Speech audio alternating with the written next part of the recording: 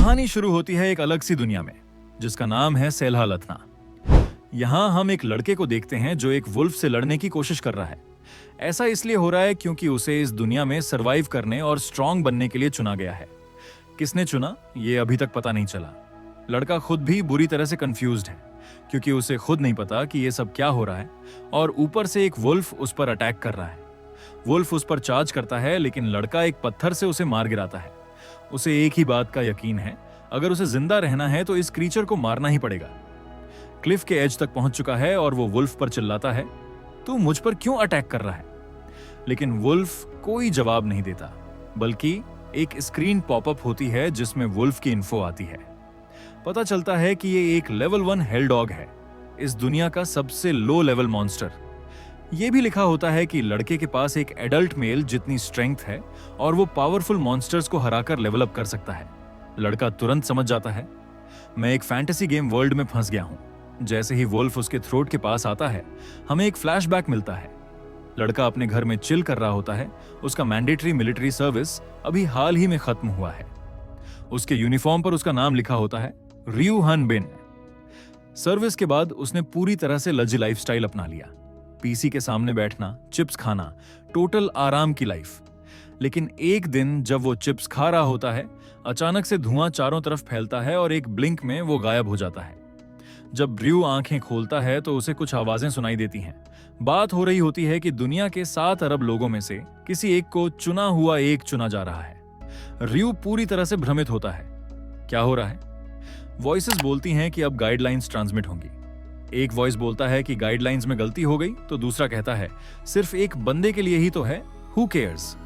और इसी तरह चोजन 1 नंबर 398 यानी रियू हन बिन ट्रांसपोर्ट हो जाता है थियर्था में।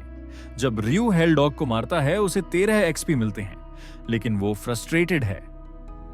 मैं तो अभी 3 महीने पहले ही डिस्चार्ज हुआ था और अभी तक मेरी एक भी गर्लफ्रेंड नहीं बनी थी। तभी सिस्टम उसे और नीचे गिरा देता है। एक और पॉपअप आता है, आपके जीवित रहने की संभावना 5% है। Would you like to end your life? ये पढ़ते ही रियू गुस्से में उठता है। उसके अंदर एक दमदार सर्वाइवल स्पिरिट जाग जाती है।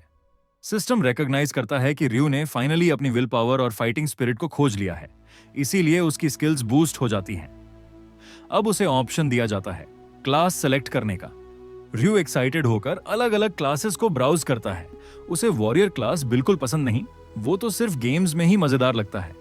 सोच विचार के बाद वो मैजिशियन क्लास चुनता है क्योंकि उसे रेंज्ड अटैक्स चाहिए, लेकिन सिस्टम उसे रिजेक्ट कर देता है, नॉट क्वालिफाइड। फिर वो मैजिक सोर्ड्समैन ट्राई करता है, फिर से रिजेक्शन। हीलर क्लास भी काम नहीं आती।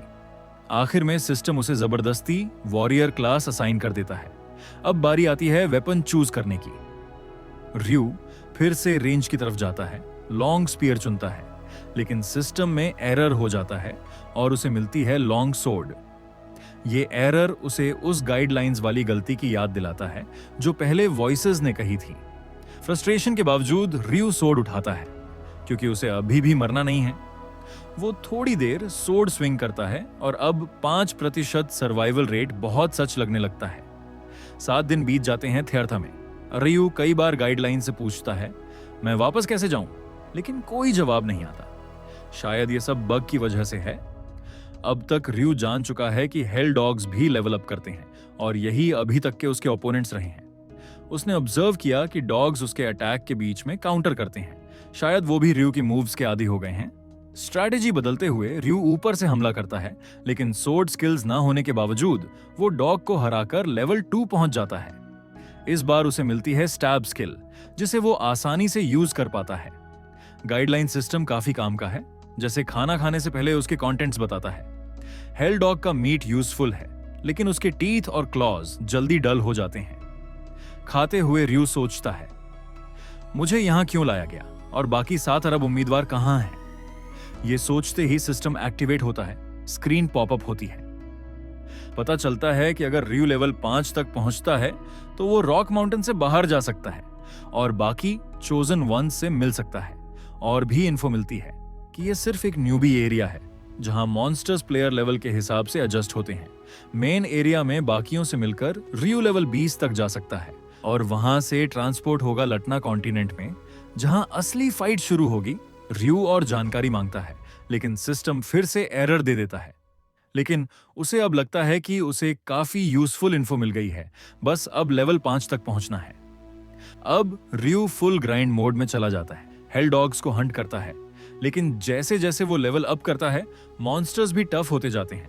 उसका हर दिन एक साइकिल बन जाता है, हंट, ईट, गेट इंजर्ड, रेस्ट। वीक्स तक यही चलता है और फिर आता है उसका फाइनल बैटल एक लेवल 4 हेल डॉग के साथ। अपनी स्किल्स और क्लेवरनेस से रयू जीत जाता है और 27 दिनों की मेहनत के बाद लेवल 5 पर पहुंच जाता है। रिजल्ट 3 नए कौशल, बढ़े हुए स्टैट्स और उसकी बॉडी में स्पष्ट फर्क दिखने लगता है। लेकिन खुशी ज्यादा देर नहीं टिकती। सिस्टम में फिर एक एरर आता है और उसका लेवल ड्रॉप होकर 4 हो जाता है। रयू खुद को काल्म करने की कोशिश करता है, छोटी सी बग होगी। लेकिन जैसे ही वो चेक करता है, उसकी चीख निकल जाती है। उसका लेवल वापस 1 हो चुका है। फिर भी एक उम्मीद बाकी है, उसके स्किल्स और स्टैट्स अभी भी सेफ हैं। अब उसे फिर से वही लेवल 1 हेल डॉग्स मारने हैं, जो सुनने में सिंपल है लेकिन करने में बहुत टफ। हेल डॉग्स दिन ब दिन और भी ज्यादा स्ट्रांग होते जा रहे थे, भले ही उनका लेवल ज्यादा ना हो। रयू हन बिन अपनी जान खतरे में डालकर रोज लेवल अप करने की कोशिश करता रहा। लेकिन चाहे उसने कितने भी हेल डॉग्स को हराया हो, उसका लेवल बार बार वापस 1 पर गिर जाता था। हाँ, वो धीरे धीरे स्ट्रांग तो हो रहा था, लेकिन सवाल ये था, इसका फायदा क्या? उसके लिए ये साइकिल 7 साल से चल रही थी। एक चुने हुए एक होने की वजह से वो ना तो बूढ़ा होता था और ज्यादातर चोटें एक दिन में ठीक हो जाती थीं। लेकिन लेवल 4 से आगे ना बढ़ पाने की वजह से वो अब भी बस वही 3 बेसिक स्किल्स पर टिका था जो उसे शुरुआत में मिली थी। अब हेल डॉग्स इतने पावरफुल हो चुके थे कि वो एक्चुअल डॉग्स जैसे दिखते ही नहीं थे। वो किसी अनडेड बीस्ट जैसे लगते थे। और एक तरह से रयू भी अब कुछ वैसा ही बन चुका था, हार्ड मांस का नहीं, बस सर्वाइवल इंस्टिंक्ट का मशीन। इसी बीच हमें एक मिस्टीरियस व्हाइट फिगर दिखता है जो 5th ऑपरेशन जेना के शुरू होने की बात करता है। वो कहता है, अब तो आदत सी हो गई है, ये 5वीं बार है। ज्यादातर प्लेयर्स एक साल में इस दुनिया को क्लियर कर लेते हैं, लेकिन जब वो डिफरेंट प्लेयर्स की प्रोफाइल चेक कर रहा होता है, उसकी नजर रयू के कार्ड पर जाती है जो अभी भी थियार्था में लॉग्ड इन है। रयू की आंखें खुलती हैं और वो खुद को अपने रूम में पाता है। अचानक से गाइडलाइन स्क्रीन पॉप होती है, वही पुराना सवाल, would you like to take your own life? इस स्क्रीन को देखकर रयू फिर से रियलिटी में वापस स्नैप करता है। वो बस बेहोश था। अब तक उसे थियार्था में रहते हुए 10 साल हो चुके हैं और वो एक और दिन सरवाइव कर चुका है। अब तो क्लिफ से गिरना भी उसे मार नहीं सकता। लेकिन असली प्रॉब्लम यह है, वो फिर से लेवल 1 पर पहुंच चुका है। वो खुद से पूछता है, क्या इसे जीना कहा जा सकता है? और फिर एक मोमेंट को वो क्विट करने की सोचता है। लेकिन ये थॉट ज्यादा देर नहीं टिकती, क्योंकि अगर उसे मरना ही है तो वो एक वर्दी डेथ चाहता है। इसलिए वो फिर से अपनी सोर्ड उठाता है, एक और हंट शुरू करने के लिए। 10 साल से ज्यादा टाइम गुजारने के बाद अब रू ने टाइम का ट्रैक खो दिया है। उसने कुछ हॉबीज भी डेवलप कर ली हैं जो उसकी सर्वाइवल में हेल्पफुल हैं। इस ब्रूटल एनवायरनमेंट में भी उसने एक पॉजिटिव एटीट्यूड रखकर जीना सीख लिया है। उसने एक घर भी बनाया है। रयू कहता है कि अब वो गुस्सा नहीं होता, लेकिन सच तो ये है कि कुछ चीजें अब भी उसे नाराज कर देती हैं, जैसे वो घर जो उसने 3 साल में बनाया और जो एक हेल डॉग ने आकर बर्बाद कर दिया। फिर भी वो काल्म रहने की कोशिश करता है और सोचता है कि इस हेल डॉग की बोन से नया घर बना लेगा। उसकी आंखों में जो ब्लड लस्ट होता है उसे देखकर हेल डॉग उड़ जाता है और ड्रैगन ब्रेथ छोड़ता है। अब कोई भी सोच सकता है, क्या ये सच में डॉग है? आर्यू को इसकी अटैक्स के पैटर्न्स अच्छे से याद हैं और उसे पता है कि इस टाइम ये अनब्लॉकेबल है। वो खुद को शील्ड करता है, बॉडी से ब्लॉक करता है। वो सेफ रहता है, लेकिन उसके बाल थोड़े जल जाते हैं और वो फिर से इरिटेटेड हो जाता है। हेल डॉग उसे जिंदा देखकर मल्टीपल स्पेल्स कास्ट करने लगता है।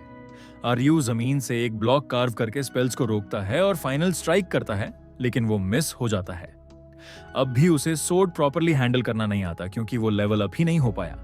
लेकिन उसके पास अभी भी है उसका secret finisher move, cross impact triple cross attack, जो उसकी तीनों स्किल्स को कंबाइन करता है। यही मूव उसने अब तक हजारों हेल डॉग्स पर यूज किया है।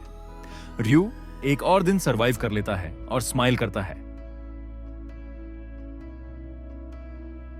व्हाइट फिगर को फाइनली समझ आता है कि जिस बच्चे को कभी बग मिला था अभी भी लटना में फंसा है।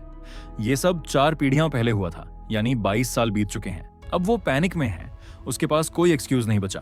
वो हन के स्टैट्स देखता है और सोचता है, ये बंदा अब तक जिंदा कैसे है। तभी उसके दिमाग में एक आइडिया आता है और वो पूरे 32 दांतों से ग्राइंड करता है। दूसरी तरफ हान पीसफुली खाना खा रहा होता है।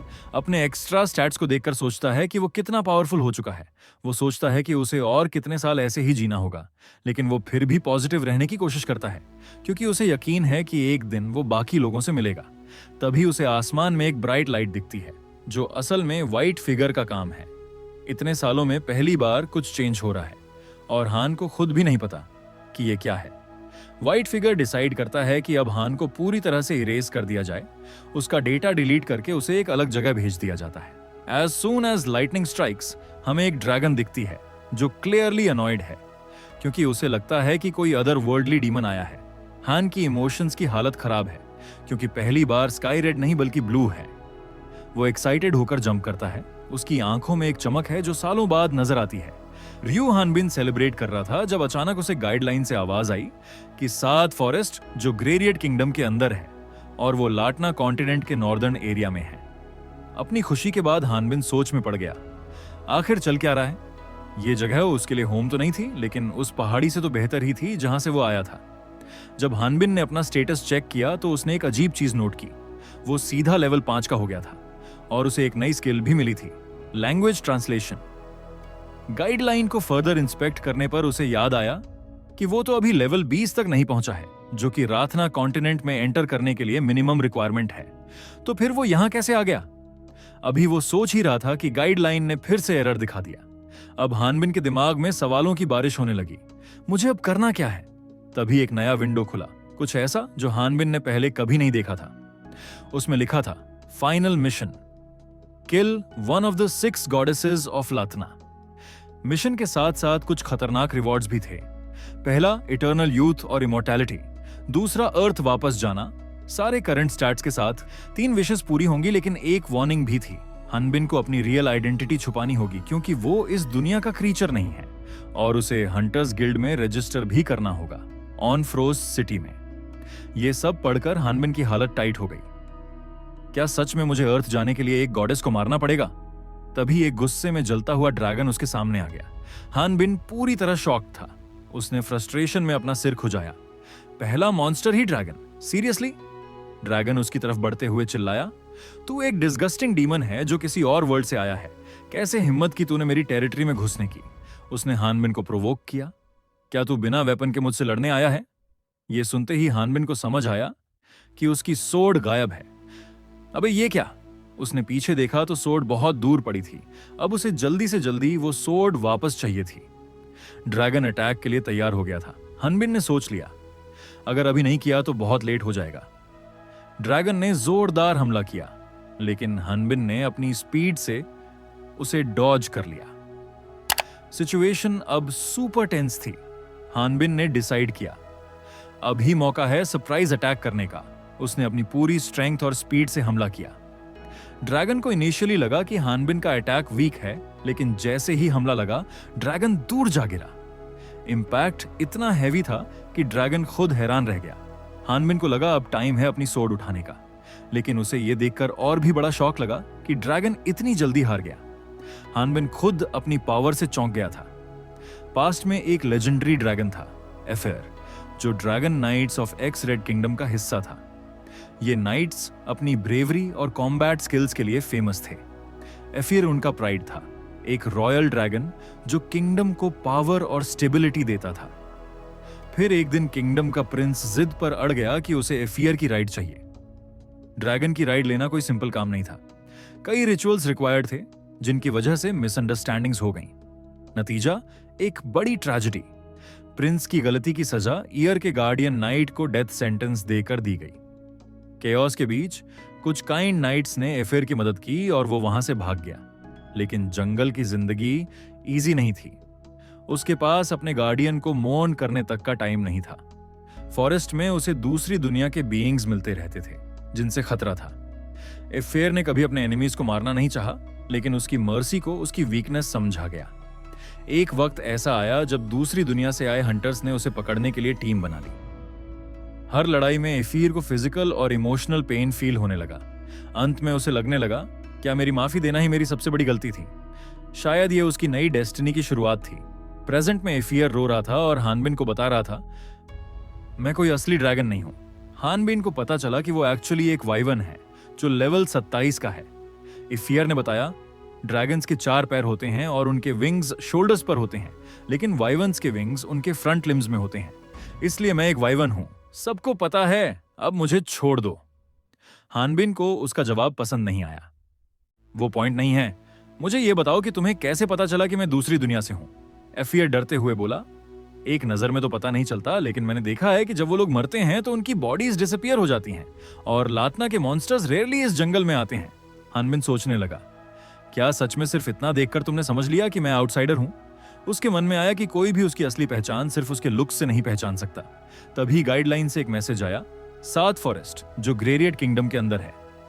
हानबिन, क्या ये ग्रेरियट किंगडम का 7 फॉरेस्ट नहीं है? एफिर ने रोते हुए कहा, ग्रेरियट किंगडम अब खत्म हो चुका है, अब उसे एक्सराड किंगडम कहते हैं। हानबिन पूरी तरह कंफ्यूज था। उसे बहुत टेंशन हो रही थी क्योंकि उसका गाइडलाइन अब तक अपडेट नहीं हुआ था। सामने एफिर ऑलमोस्ट उससे बेग कर रहा था, प्लीज मुझे मत मारना। उसकी आवाज में डर साफ झलक रहा था, लेकिन हानबिन अपने अंदर चल रहे मिक्स्ड इमोशंस के बावजूद अपना गुस्सा कंट्रोल नहीं कर पाया। वो फ्रस्ट्रेटेड था और डायरेक्टली बोला, तूने मुझ पर अटैक क्यों किया और मुझे डेमन क्यों बुला रहा है? उसी वक्त हानबिन का वो स्कैरी ऑरा बाहर आ गया, जिसे देखकर एफियर लिटरली कांप गया। डरते हुए एफियर ने धीरे धीरे एक्सप्लेन करना शुरू किया कि इसमें उसकी कोई गलती नहीं है, क्योंकि गॉडेस ने खुद कहा था कि अर्थलिंग लोग डीमन होते हैं। फिर उसने बताया कि अर्थलिंग असल में एक अलग वर्ल्ड से आए हुए बीइंग्स होते हैं। हानबिन ने और डिटेल्स मांगी, उसे क्लैरिटी चाहिए थी। एफियर ने फाइनली बताया कि दूसरे वर्ल्ड के लोग 4 साल पहले लतना में आना शुरू हुए थे। अपनी इंजर्ड कंडीशन के बावजूद उसने ऑनेस्टली शेयर किया कि उसकी बॉडी बहुत हर्ट है और बोला, क्या मैं थोड़ी देर के लिए घर जाकर दवा लगा सकता हूं? यह सुनते ही हानबिन और फ्यूरियस हो गया। उसका गुस्सा लिटरली इरप्ट कर गया, क्योंकि अब उसे एफियर की इंटेंशंस सस्पिशियस लग रही थीं। फिर दोनों एक साथ एफियर के घर जा रहे थे। रास्ते में एफियर ने अपनी कहानी कंटिन्यू की। पहले दूसरे वर्ल्ड के लोग और लाटना के लोग ठीक ठाक एडजस्ट कर गए थे, लेकिन यह ज्यादा देर तक नहीं चला। घर पहुंचने के बाद जब एफियर अपनी वुंड्स को ट्रीट कर रहा था, उसने बताया कि कुछ पावरफुल ह्यूमंस ने एक ग्रुप बनाया और मॉन्स्टर्स को मारकर अपना लेवल बढ़ाना शुरू किया। यही ग्रुप था द ग्रेट अर्थ, जिनका मेन गोल था गॉडेस को मारना। एफियर ने बताया कि दूसरे वर्ल्ड के लोग इंसेनली स्ट्रांग होते हैं, लाइक ड्रैगन्स।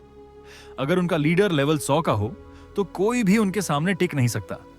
लेकिन फिर आए 4 heroes of the continent, blade king Warold, archmage Genovia, lightning king Garhan और life and death transcendent Holian. इन हीरोज ने एक ही पावरफुल स्ट्राइक में दूसरे वर्ल्ड के लोगों का मैसेकर कर दिया। अपनी ट्रीटमेंट करते हुए एफिर ने बताया कि उसके बाद 6 गॉडेसेस ने पूरे कॉन्टिनेंट को ब्लेस किया। जिन अर्थलिंग्स ने डीमन गॉड से कॉन्ट्रैक्ट कर लिया था, उन्हें इंटरडायमेंशनल डीमंस कहा जाने लगा। और तब से ये रूल बन गया कि कोई भी अर्थलिंग हो, चाहे उसका लेवल कितना भी हाई हो, उसे तुरंत एग्जीक्यूट कर दिया जाएगा। हानबिन ने अपना टेरिफाइंग ऑरा फिर से रिलीज कर दिया, जिससे एफियर एकदम शॉक में चला गया। टेंशन के बीच हानबिन ने अपनी किडनैपिंग के बारे में बताया, कैसे उसे 22 सालों तक एक माउंटेन के ऊपर छोड़ दिया गया था। गुस्से में उसने बोला, अगर लोगों को मेरी आइडेंटिटी पता चल गई तो क्या मैं पूरे कॉन्टिनेंट का एनिमी बन जाऊंगा? एफिर, जो अपने थॉट्स में लॉस्ट था, बोला कि यह सब उसके पैदा होने से भी पहले की बात है। जब हानबिन ने गॉडेसेस के बारे में सवाल किया, उसकी टोन एकदम डाउटफुल थी। उसने अपनी सोर्ड निकाली और डिक्लेयर किया, मुझे कोई फर्क नहीं पड़ता कि मुझे किसी गॉडेस के साथ अलायंस करना पड़े या उसका स्लेव बनना पड़े। मुझे बस डीमन गॉड को मारना है और अपने रियल वर्ल्ड में वापस जाना है। हानबिन ने वार्निंग दी, मेरे बारे में कोई भी सच बाहर नहीं जाना चाहिए। एफिर एक्सट्रीम डर में हानबिन के सामने रो रहा था और बार बार प्रॉमिस कर रहा था कि वो कभी किसी को कुछ नहीं बताएगा। उसने कसम खाई कि वो एक नॉर्मल वाइवन की तरह ही रहेगा, जो किसी से बात तक नहीं करता। थोड़ी देर बाद अचानक एफिर जोर से चिल्ला पड़ा। फिर हमें पता चला कि 60 फॉरेस्ट से बाहर निकलते ही एक इनॉर्मस कास्टल वॉल दिखाई देता है, जो पूरे होराइजन तक फैला हुआ है। यह जगह एक्सराड किंगडम के नॉर्दर्न एरिया में है और इस सिटी का नाम है ऑनफ्रॉस्ट सिटी। भले ही यह एक फ्रंटियर सिटी है, लेकिन अपने मैसिव साइज और ह्यूज पॉपुलेशन पर प्राउड करती है। इसके पास 60 फॉरेस्ट और वाइड ओपन प्लेन्स हैं, जहां डंजन्स और मॉन्स्टर्स लगातार स्पॉन होते रहते हैं। हजारों हंटर्स अपनी जान जोखिम में डालकर यहां आते हैं। होपिंग कि वो बड़ा फॉर्चून कमा सकें। हानबिन जब सिटी में एंटर करता है, उसके दिमाग में अभी भी ये फायर की वार्निंग्स घूम रही होती हैं, स्पेशली अबाउट ऑनफ्रॉस हंटर्स गिल्ड। सिटी के अंदर उसने देखा लोग पूरी तरह बिजी थे। कोई मिशंस देख रहा था, कोई ड्रंक था, कोई आर्ग्यू कर रहा था। रिसेप्शनिस्ट भी हंटर्स के साथ बिजी थी। तभी हानबिन एंटर करता है। जब हानबिन दरवाजे के पास था, उसके मन में यह ख्याल आया कि शायद और भी लोग हैं जो किसी दूसरे वर्ल्ड से आए होंगे। जैसे ही हानबिन अंदर वॉक कर रहा था, एक बुजुर्ग आदमी ने उसे नोटिस किया और उसकी मैसिव हाइट देखकर हैरान रह गया। उसकी नजरें हानबिन पर ही टिकी रह गईं और उसके मन में चिंता की लहर दौड़ गई। जब हानबिन उन लोगों के बीच से गुजरा जो आपस में फाइट कर रहे थे, तो वो अचानक रुक गए। उनकी लड़ाई वहीं थम गई जैसे किसी ने पॉज बटन दबा दिया हो। सब एक दूसरे की तरफ देखने लगे और मन ही मन पूछने लगे, इसका आइडेंटिटी क्या है?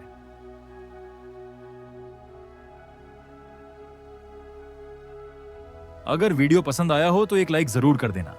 कमेंट करके बताओ कि आपको सबसे इंटरेस्टिंग पार्ट कौन सा लगा। और हाँ, अगर अभी तक चैनल को सब्सक्राइब नहीं किया है तो जल्दी से कर लो। बेल आइकॉन को भी प्रेस कर देना ताकि कोई भी अपडेट मिस ना हो। मिलते हैं अगले वीडियो में। तब तक के लिए टेक केयर और कीप स्माइलिंग।